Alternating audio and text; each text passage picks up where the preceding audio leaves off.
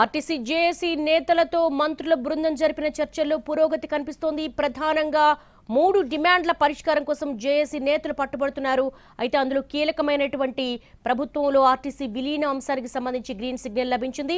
29 demands కు already పరిష్కరిస్తామని ప్రభుత్వం ఇప్పటికే చెప్పేసింది. దీనికి సంబంధించి మరిన్ని వివరాలు సుధీర్ రెడ్డి తెలుసుకుందాం. సుధీర్, లేటెస్ట్ అప్డేట్ ఏంటి? కొంతవరకు ఈ చర్చలు సఫలీకృతమయ్యేట్టుగా ఉన్నాయి. మరి కాసేపట్ల అధికారులు అధికారికంగా ప్రకటించే అవకాశం ఉన్నట్టుగా తెలుస్తోంది.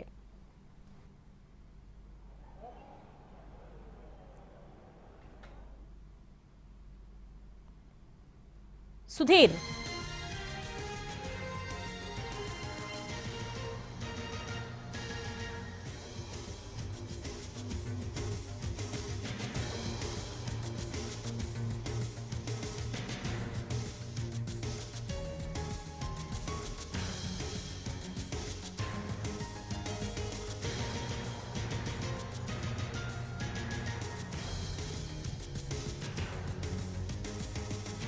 తెలంగాణ మంత్రుల బృందం ఆర్టీసీ జేఏసీ నేతలతో ఉదయం 11 గంటల నుంచి కూడా చర్చలు జరుపుతోంది. చర్చల్లో కొన్ని కీలక డిమాండ్లకు ప్రభుత్వం గ్రీన్ సిగ్నల్ ఇచ్చినట్టుంది. ఆర్టీసీని ప్రభుత్వంలో విలీనం, ఆ ప్రక్రియను ప్రారంభించేందుకు పచ్చజెండా ఊపింది. ప్రభుత్వంలో విలీనం చేస్తే గుర్తింపు ఎన్నికలు, పీఆర్సీ అంశాలు తలెత్తవంటూ కూడా పేర్కొన్నారు.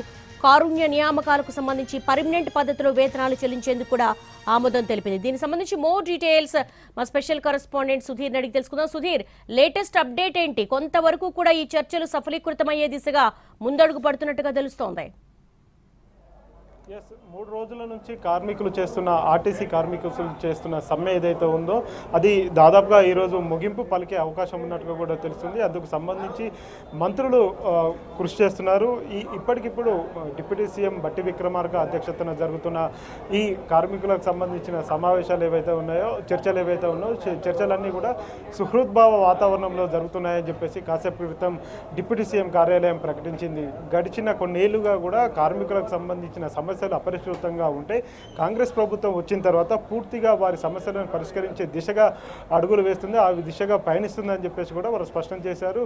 పెండింగ్ బిల్లులు ఏవైతే ఉన్నాయో పెండింగ్ బిల్లులన్నింటినీ కూడా ఒక్కొక్కటిగా చెల్లిస్తూ వచ్చింది. ఇప్పటికే గతంలో ఉన్న పీఆర్సీ బకాయిలు కావచ్చు, సిసిఎస్ బకాయిలు కావచ్చు, పిఎఫ్ బకాయిలు ఏవైతే ఉన్నాయో వాటన్నిటిని కూడా కాంగ్రెస్ ప్రభుత్వం చెల్లిస్తూ వచ్చిందని చెప్పేసి జేఏసీ నేతలు ఇటు ఎవరైతే మంత్రులతో చర్చలు జరుపుతున్నారో మంత్రులకు ఈ విషయాన్ని స్పష్టం చేశారు. కాంగ్రెస్ పార్టీ మీద తమకు నమ్మకం ఉంది, అందులో భాగంగానే ఈ 3 డిమాండ్లను కూడా పరిష్కరిస్తుందనే నమ్మకాన్ని కూడా తాము నమ్ముతున్నామని చెప్పేసి కూడా చెప్పే ప్రయత్నం చేశారు. కాసేపు క్రితం డిప్యూటీ సీఎం బట్టి విక్రమార్క జేఏసీ నేతలతో ఒక ప్రకటన అయితే చేశారు. అది ఒకసారి మనం చూసుకున్నట్లయితే దాదాపుగా రాష్ట్ర సచివాలయంలో ఆర్టీసీ జేఏసీ నేతలతో జరిగిన చర్చల సందర్భంగా డిప్యూటీ సీఎం చాలా కీలక వ్యాఖ్యలు చేశారు.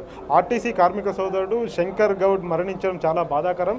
వ్యక్తి ఏ స్థాయిలో ఉన్నా సరే ప్రాణం అనేది అత్యంత విలువైనది. శంకర్ గౌడ్ మరణంతో ఆ కుటుంబం మొత్తం తలకిందులైంది.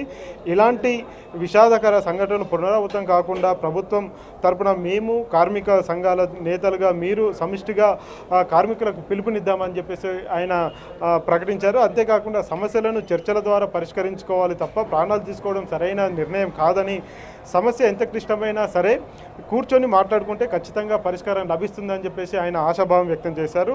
ఇది మన ప్రభుత్వం, ప్రజాప్రభుత్వం. తెలంగాణలో ఎవరిని శత్రువులుగా చూసే స్వభావం మా ప్రభుత్వానికి లేదు. ఆర్టీసీ అనేది మన రాష్ట్రంలోని అతిపెద్ద ప్రభుత్వ రంగ సంస్థ. ఇతర రాష్ట్రాల్లో సంస్థల పరిస్థితి వేరుగా ఉన్నా మన సంస్థను మనం బలోపేతం చేసుకోవాల్సిన అవసరం ఉంది. బీఆర్ఎస్ ప్రభుత్వం హయాంలో 10 ఏళ్ల పాటు ఆర్టీసీ ఎన్నో ఒడిదొడుకులను ఎదుర్కొంది. పాలనాపరంగా సంస్థ చిన్నభిన్నమైంది. ఆనాడు పరిస్థితులను తట్టుకోలేక కార్మికులు సమ్మె చేసినప్పుడు అప్పటి పాలకులు ఎంత కఠినంగా ప్రవర్తించారో మీరందరూ కూడా చూశారు అని చెప్పేసి జేఏసీ నేతలకు స్పష్టం చేశారు. గత పాలకుల మాదిరిగా మేము వ్యవహరించబోమని కూడా డిప్యూటీ సీఎం కార్మికులకు చెప్పారు. బడ్జెట్ సమావేశాలు, నియోజకవర్గాల పునర్విభజన, మహిళా బిల్లు, ఇతర రాష్ట్రాల ఎన్నికల ప్రచారంలో తామంతా బిజీగా ఉన్న సమయంలో సమ్మె చేశారు. ఈ సమ్మెకు సంబంధించి కొంత సమయం కావాలని చెప్పేసి ఆర్టీసీ జేఏసీ నేతలను అడిగిన పరిస్థితి అయితే కనిపిస్తుంది. ఒక సొల్యూషన్ని చూపించే ప్రయత్నం అయితే ఈరోజు చేస్తున్నట్టుగా కూడా తెలుస్తుంది. Devi. All right Sudheer, thanks for the live updates.